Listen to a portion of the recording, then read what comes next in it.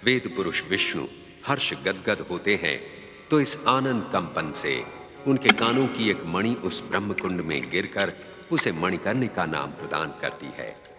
तत्काल उस पावन जल में से एक अद्भुत दिव्य शिवलिंग प्रकट होता है।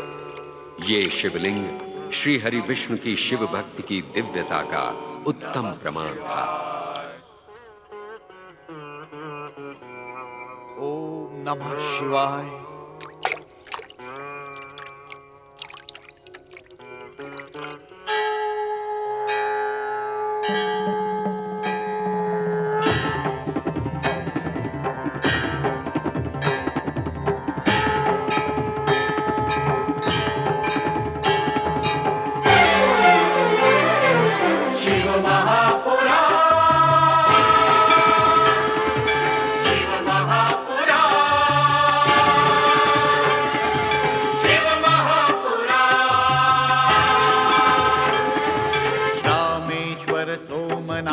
जय भीमा शंकर, महाकाल वैद्यनाथ जय केदारेश्वर।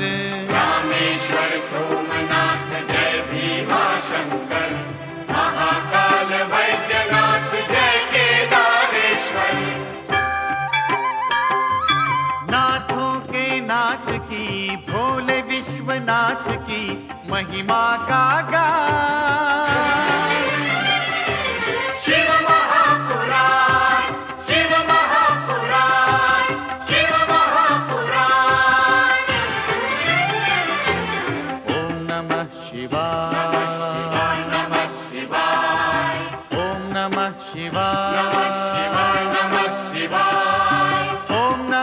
शिवाय नमः शिवाय, शिव महापुराण।